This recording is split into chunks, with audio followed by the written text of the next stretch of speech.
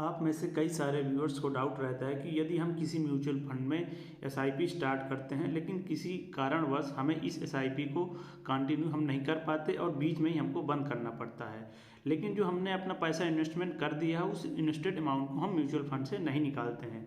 तो जो हमारा अमाउंट पड़ा रहेगा म्यूचुअल फंड में वो आगे आने वाले समय में वो पैसा हमारा बढ़ेगा या घटेगा या फिर हमारा पैसा जीरो हो जाएगा। आज की इस वीडियो हम इसी डाउट को क्लियर करेंगे। तो वीडियो शुरू करने से पहले एक रिक्वेस्ट, यदि आप हमारे चैनल पर नए हैं तो हमारे चैनल फाइनेंस मिरेकल को सब्सक्राइब कीजिए। चलिए फ्रेंड्स शुरू करते हैं। तो आइए फ्रेंड्स हम लोग एक एग्जाम्पल के माध्यम से समझते हैं कि यदि आपको बीच में एसआईपी आपने बंद कर दिया और अपना पैसा आपने नहीं निकाला तो उस पैसे का आपका क्या होगा। तो एग्जाम्पल के लिए मान लीजिए आपने किसी म्यूचुअल फंड में एसआईपी स्टार्ट कर दी 5,000 रुपये मंथली के हिसाब से। उस म्यूचुअल फंड में जो आपको रिटर्न मिल रहा है वो 17% एनुअली के हिसाब से मिल रहा है लॉन्ग टर्म में, और आपका जो इन्वेस्टमेंट ड्यूरेशन रहा 5 साल तक आप उस म्यूचुअल फंड में एसआईपी करते रहे। तो 5 साल में जो आपका इन्वेस्टमेंट अमाउंट हो जाएगा वो 3 लाख रुपए हो जाएगा, जो आप कैलकुलेट करेंगे तो आपको समझ में आ जाएगा।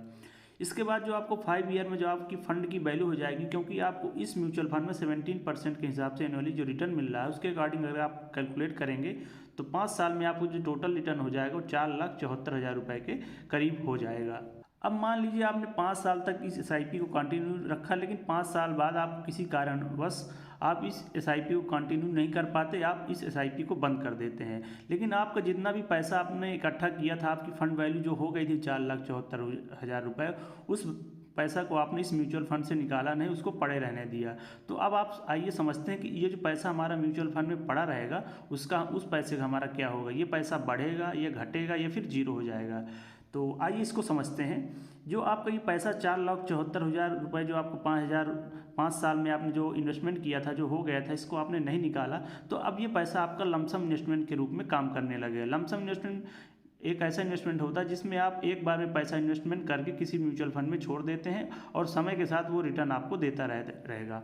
तो आपका जो 4,74,000 रुपये हो गए, अब ये लमसम इन्वेस्टमेंट के रूप में काम करने लगेगा और ये पैसा उसी तरह से हमको रिटर्न देगा जिस तरह से यह म्यूचुअल फंड आगे आने वाले समय में हमको रिटर्न जिस हिसाब से देगा। अब मान लीजिए जो हमारा ये इन्वेस्टमेंट अमाउंट था 4,74,000 रुपये, इस लमसम इन्वेस्टमेंट को हमने 5 साल और आगे के लिए कंटिन्यू कर दिया। तो स्कीम का जो रिटर्न मिल रहा था हमको 17% के हिसाब से जो एनुअली मिल रहा था, उस हिसाब से अगर हम कैलकुलेट करते हैं तो 5 साल का जो लमसम इन्वेस्टमेंट है हमारा 4,74,000 रुपये का, ये हमारा लमसम इन्वेस्टमेंट अब हो जाएगा। और 5 साल में जो हमारे फंड की वैल्यू हो जाएगी, क्योंकि यहाँ पर 17% के हिसाब से रिटर्न मिल रहा है, तो जो हमारे फंड की वैल्यू हो जाएगी 10,40,000 रुपये के करीब हो जाएगी। तो आई होप आप लोग समझ गए होंगे कि यदि हम बीच में एसआईपी अपना बंद करना पड़ जाए हमको, तो जो हमारा इन्वेस्टेड अमाउंट रहेगा वो समय के साथ लमसम के रूप में बढ़ता जाएगा और वो हमको उसी प्रकार से रिटर्न देगा जिस प्रकार से वो म्यूचुअल फंड आने वाले समय में देगा।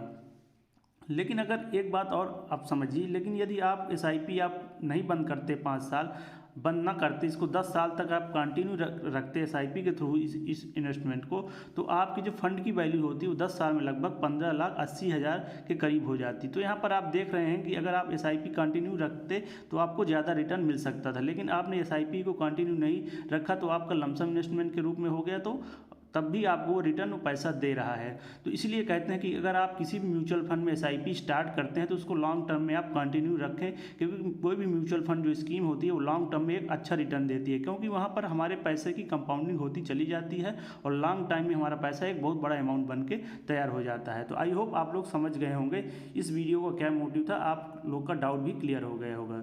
तो दोस्तों अगर आपको ये वीडियो पसंद आया हो तो इसको लाइक कीजिए। ठीक है दोस्तों, मिलता हूँ नेक्स्ट वीडियो में एक नए टॉपिक के साथ। Take care, bye.